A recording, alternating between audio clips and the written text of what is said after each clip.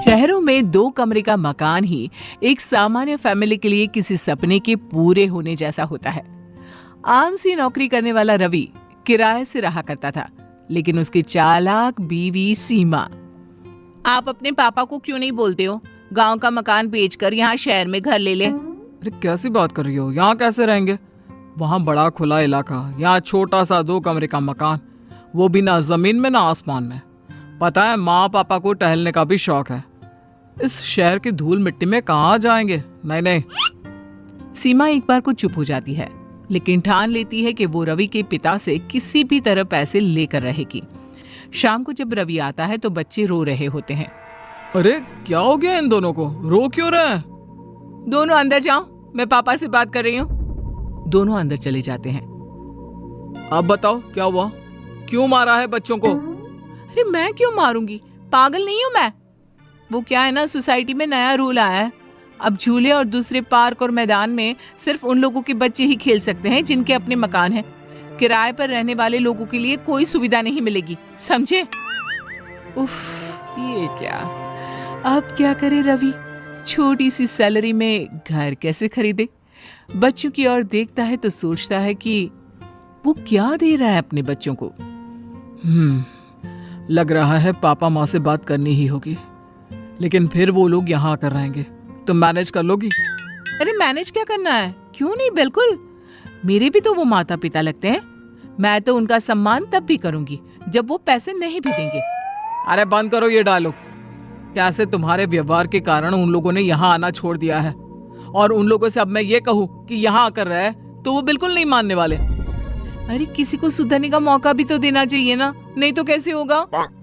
रवि सीमा की चिकनी चुपड़ी बातों में आ जाता है और फैसला कर लेता है कि वो पापा से बात करेगा। रवि पिता से सारी बात करता है, उन लोगों को बच्चों का हवाला देता है। अरे नहीं नहीं बेटा, बहू का व्यवहार हम लोगों को वहाँ रहने नहीं देगा। यहाँ तो आस पड़ोस है, माँ सारा दिन काम करती रहती है, घर गृहस्थी संभालती है, हम तो यहीं खुश है बेटा। नहीं नहीं। कैसी बात कर रहे हैं पिताजी, मुझसे गलती हो गई, मुझे माफ कर दीजिए। आप लोगों की सेवा का मौका मुझे भी मिलना चाहिए।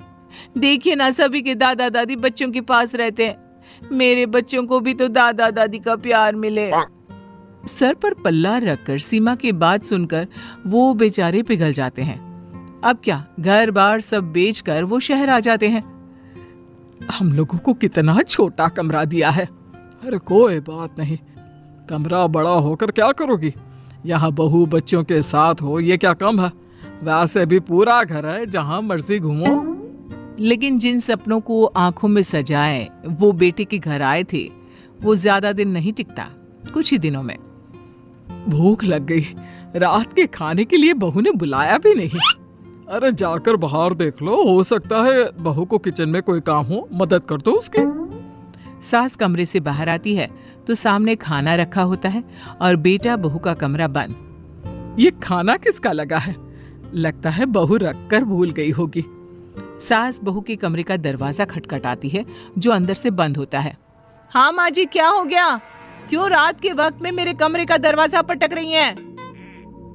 बहू वो रात का खाना सब साथ खाते हैं, लेकिन आज ना ही तूने हम लोगों को बाहर बुलाया ना ही खुद खाया, और ये 2 थाली में खाना किसका लगा रखा है? आपका और पिताजी का। और किसका? हम लोग तो खाकर सो भी रहे हैं, आप लोगों का खाना लगा दिया था। अरे लेकिन खाना लगाकर बता भी तो देती। क्यों माँ जी, देख लिया ना, खा लीजिए अब।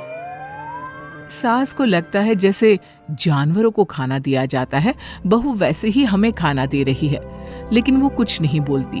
कहती भी तो क्या कहती। क्या हो गया, क्या सोच रही हो? खाना गरम कर कर खा लेते हैं। तो सास को खाना होता तो बार बार बहू का मुंह देखती। फिर एक दिन ससुर टीवी वाले कमरे में बैठकर टीवी देख रहे होते हैं कि ये क्या है पापा जी, आप अपने कमरे में क्यों नहीं रहते हैं? यहाँ लोगों का आना जाना लगा रहता है। जब आप लोग साथ हैं तो लोगों ने आना जाना भी बंद कर दिया है कि सास ससुर बैठे रहते हैं सारा दिन। बहू मेरी भी कुछ सहेलियां बनवा दे, सारा दिन घर में बैठे बैठे बोर हो जाती हूँ। घर पर तो कोई हम लोगों से बात भी नहीं करता है। बहू तुम सारा दिन आस पड़ोस में हंसी मजाक कर लेती हो, कभी कभी हम लोगों से भी बात कर लिया करो। क्या बात करूं आप लोगों से? हाँ, अरे ना हो तो गांव चले जाइए ना कुछ दिनों के लिए, मन लग जाएगा। वाह बहू, जब पैसे और घर चाहिए था तो ऐसे बातें कर रही थी जैसे। हाँ तो अगर यहाँ रहना है तो शांति से रहना होगा, नहीं तो। बहू के डर से अब सास ससुर कमरे से बाहर निकलना भी बंद कर देते हैं। अब एक कमरे में बंद सास ससुर को खाना भी बाहर रखा मिलता, ना कोई बात करने वाला, ना कोई कुछ बोलने वाला। एक बार बाहर से जोर जोर से हंसने की आवाज आती है। लग रहा है कोई आया है। हंसे बोले कितना वक्त हो गया है, काश हम बाहर जाकर हंस बोल लेते। हाँ सही बोल रही हो, चलो बाहर जाकर देखते हैं कौन क्या बात कर रहा है। सास ससुर बाहर आते हैं तो सामने उनके बेटे और बहू जैसा ही एक कपल बैठा होता है। सभी खा पी रहे होते हैं और हंस बोल रहे होते हैं। कपल में से लड़की उठकर दोनों के पैर छूती है। नमस्ते अंकल, नमस्ते आंटी। माँ पापा, आप दोनों कमरे से बाहर, कुछ चाहिए था क्या? हाँ बेटा, कमरे में बंद घुटन हो रही थी, बाहर से हंसने बोलने की आवाज आई तो सोचा देखो क्या हो रहा है। अरे हाँ हाँ, और आप लोग क्यों बोर हो रहे थे? सीमा भाभी तो इतनी हंसमुख है, जब से हम आए हैं वही बोली जा रही है। हाँ बिल्कुल, बहुत मजाक किया है। हंस हंस कर बुरा हाल हो गया। आप बहुत खुश नसीब है कि आपको घर में ही कॉमेडियन मिला है। माता पिता बहू और बेटी की ओर देखते हैं और कमरे में चले जाते हैं। अरे माँ पापा रुको ना, बैठो, अंदर क्यों जा रहे हो? कोई बात नहीं, जाने दो ना, मैं कमरे में ही चाय दे दूंगी। नहीं नहीं, चाय नहीं पीना। तो फिर और कुछ चाहिए क्या आंटी? बहू सास ससुर के बर्ताव से चिढ़ रही होती है, लेकिन मेहमानों के सामने बोलती भी क्या। हाँ हाँ पापा जी, मम्मी जी, क्या चाहिए? बोलिए। बहू जरा हम लोगों के साथ भी हंस बोल लिया करो, कमरे में लाश की तरह पड़े रहते हैं। जमाने के लिए तो तू बहुत अच्छी है, फिर हम लोगों के साथ ही ऐसे क्यों? ये बोलकर सास ससुर कमरे में चले जाते हैं। भाभी, वैसे ये ठीक नहीं है, जो माता पिता को घर में लाश की तरह रखे और बाहर वालों के सामने अच्छा बने। खैर, आप लोगों के घर का मामला है, चलते हैं हम। सभी वहां से चले जाते हैं, लेकिन बेटा और बहू समझ चुके होते हैं कि अब उन्हें माता पिता के साथ कैसा व्यवहार करना है। तो हमें उम्मीद है कि आपको हमारी ये कहानी पसंद आई होगी।